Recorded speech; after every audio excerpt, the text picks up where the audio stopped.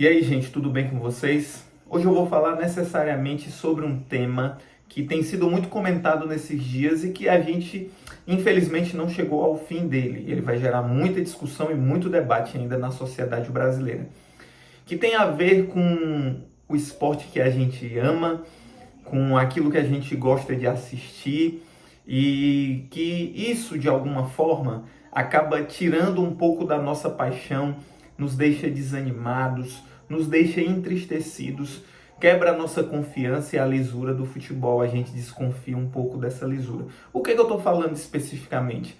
Estou falando do escândalo envolvendo casas de aposta, apostadores, na verdade, e aliciadores de jogadores, que resultou aí numa operação do Ministério Público de Goiás. Bom, primeira coisa, antes disso, é você se inscrever no canal e deixar seu like, comentar e compartilha com o máximo de pessoas que você puder, porque aqui a gente não tem a mídia, aqui a gente não tem algoritmo contribuindo com a gente, depende muito da contribuição de cada um. Mas sem mais delongas, vamos começar o vídeo de hoje falando sobre esse assunto. Esses últimos dias tem sido revelado o nome de uma série de atletas, de jogadores, inclusive agora tem um fator novo, porque esses casos de aliciamento de atletas, e inclusive de algumas equipes, já aconteciam nas divisões inferiores do futebol brasileiro.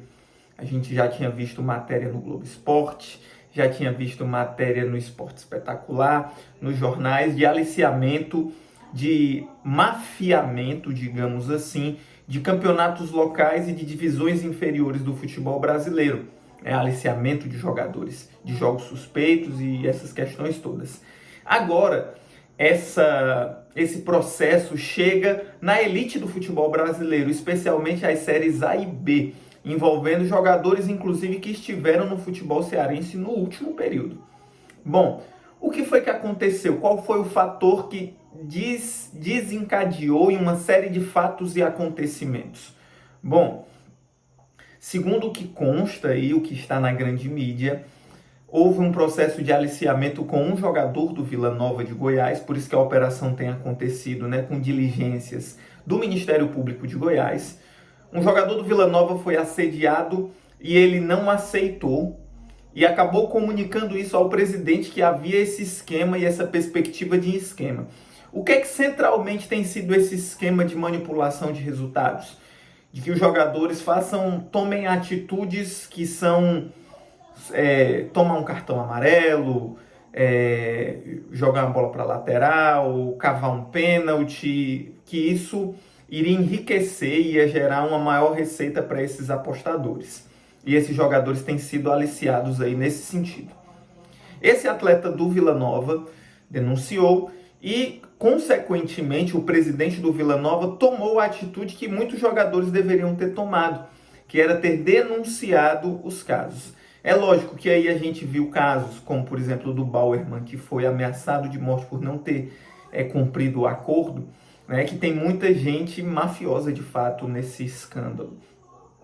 E aí o que foi que aconteceu? Se desencadeou uma série de diligências do Ministério Público e abriu-se uma investigação e uma operação da Polícia Civil e do Ministério Público de Goiás. E nesses últimos dias tem sido revelado aí um nome de uma dúzia de jogadores, de atletas do futebol, em especial, nesse caso, de atletas que figuram entre os times das séries A e B do futebol brasileiro.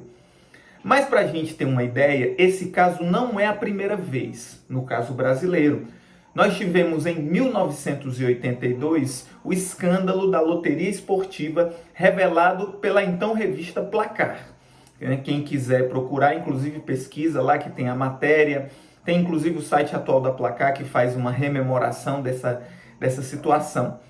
Teve também em 2005, e aí a gente vivenciou mais de perto, quem é da nossa geração, o escândalo da máfia do apito, envolvendo o árbitro Edilson Pereira de Carvalho. Os jogos que ele apitou foram, inclusive, cancelados e essas partidas tiveram que ser realizadas novamente, o que gerou, inclusive, grande protesto de alguns clubes, que resultou no título brasileiro do Corinthians de 2005, um campeonato brasileiro que foi manchado. A diferença crucial nisso não é necessariamente a questão do resultado. Grande parte do aliciamento de jogadores tem sido voltado para cavar pênalti ou para tomar cartão amarelo. Mas isso não diminui a gravidade. Isso deixa a gente que gosta tanto do futebol muito desconfiado. Deixa a gente com aquela pulga atrás da orelha. Né? A gente perde aquela inocência da gente acreditar que o futebol, de fato, ele tem uma lisura, que ele é isento. Infelizmente, isso gera isso em nós, que gostamos tanto desse esporte. E qual é o envolvimento da casa de aposta com isso? Nesse caso específico, as casas de aposta são vítimas, porque elas têm perdido dinheiro nessa situação. Bom, como é que as casas de aposta chegaram no Brasil? E aí você deve ter visto diversos times, equipes, inclusive a equipe que eu torço, são atualmente patrocinadas por uma série de casas de aposta. Esse mercado chegou com muita força no Brasil. A aposta esportiva, gente, é uma coisa de séculos atrás, certo? De muito tempo atrás. Não é uma coisa que começou ontem. Na Inglaterra, gente, os caras apostam para tudo. Nos Estados Unidos também. Né? A questão da aposta é um elemento que está presente na dinâmica esportiva. Né? Gerou alguns casos. Né? Na Itália, não sei se necessariamente tem envolvimento, mas tem alguns casos, né, de envolvimento com apostadores. Né? No caso, inclusive, né, o Paulo Rossi, o nosso Carrasco de 82, inclusive tem um envolvimento com essa questão. Tem o Calciopoli, né, que envolveu grandes clubes do futebol italiano, que resultou na perca de pontos do Milan, que resultou no rebaixamento da Juventus de Turim em 2006. Bom, o que foi que, por exemplo, no caso a Inglaterra fez? A Inglaterra criou leis de regulamentação da aposta esportiva. Regulamenta, estabelece uma série de normativas e de responsabilização de quem tentar manipular resultado. Então, o atleta que manipula, né, ele é banido do esporte. Qual foi o problema do caso brasileiro? A minha opinião é a seguinte, gente. Aposta é um caminho sem volta no Brasil. Não dá pra gente achar que dá para proibir apostas e parar com elas, porque elas podem acontecer em outros lugares do Brasil. Pessoas que apostam, às vezes, utilizam casas de apostas que não são sediadas ou que não são autorizadas no Brasil. Então, tem casa de aposta chinesa, uruguaia. Então, a aposta não vai parar. A aposta ela só vai se intensificar nesse processo. Veio para ficar.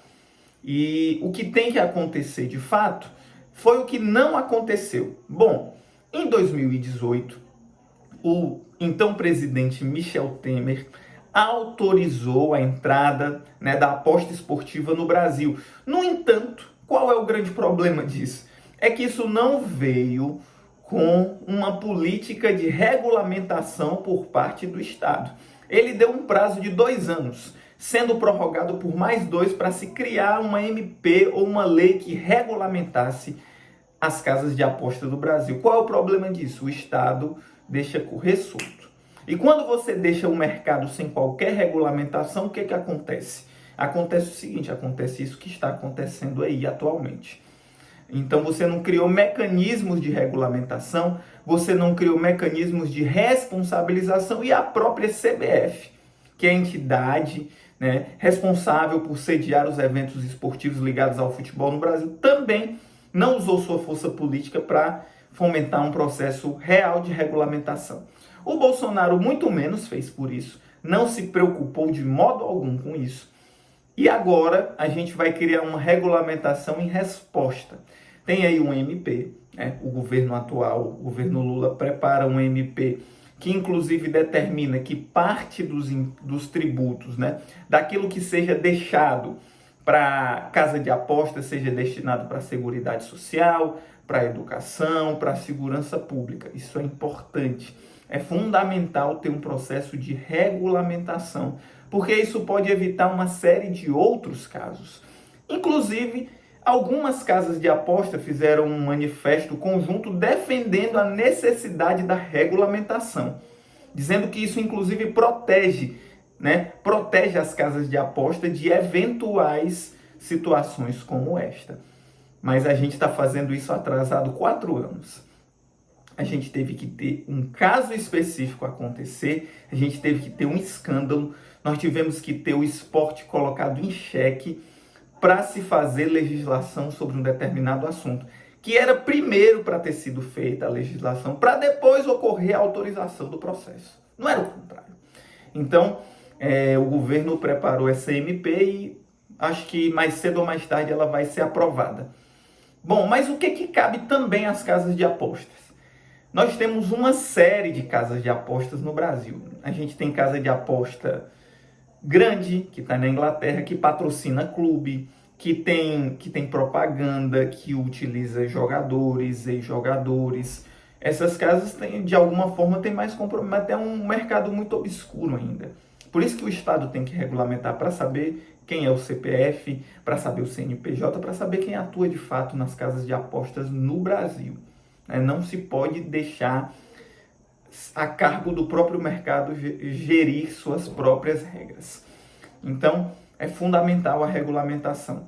Cabe às casas de aposta também, quando houver alguma coisa suspeita nesse caso, comunicar a CBF e paralisar esse tipo de aposta ligada a cartão e tal, e essas questões. Bom, o que tem sido feito em relação a esta operação? A CBF, a posição da CBF é que o Campeonato Brasileiro e as principais competições do futebol brasileiro não serão canceladas ou paralisadas, que as investigações continuarão. O STJD, que é a Justiça Desportiva, mas que é um órgão privado ligado à CBF, vai criar ou criou um conjunto de normativas aí para os jogadores que estejam efetivamente envolvidos, Banimento, suspensão e essas questões, que isso é muito importante começar a responsabilizar esses atores. E o Estado, o Ministério da Justiça, na figura do Flávio Dino, tem feito, autorizou que a Polícia Federal atue auxiliando o Ministério Público de Goiás nas próximas diligências. Então, o que a gente vai ter nos próximos dias? A gente vai ter a revelação, talvez, de mais nomes, A gente vai ter mais gente aí sendo revelada e envolvida e operações da Polícia Federal e do Ministério Público. Então, os próximos passos aí, a gente vê uma sucessão de acontecimentos serem trazidos à tona. Então, não para por aqui. O passo muito importante é o passo da regulamentação. Outro passo importante, saber quais são as casas de apostas sérias nesse caso, responsabilizar quem de fato, atuou para tornar o futebol, para tirar a lisura do jogo e do esporte. Mas isso foi feito com atraso. O Estado não atuou da forma correta, a CBF não conversou com os atletas, não criou aspectos formativos, não conversou com dirigentes. A gente está fazendo tudo isso em resposta a um escândalo que veio. Enquanto estava acontecendo nas divisões inferiores do futebol brasileiro, não era responsabilidade da dona CBF. A CBF só tomou, de fato, atitudes quando se manchou os principais campeonatos organizados pela Confederação Brasileira de Futebol. Então é isso, minha opinião é essa. A aposta é um mercado que veio para ficar. Inclusive está na camisa do time, Tá aí forte. Existem casas de apostas muito sérias, inclusive. Mas é importante a regulamentação, inclusive, para se coibir e se atender do ponto de vista da saúde, casos de pessoas que venham se viciar em apostas. Então é isso. É necessária e fundamental a regulamentação. A aposta esportiva no Brasil, ela veio para ficar, mas é necessário que o Estado atue com mais veemência nesses casos.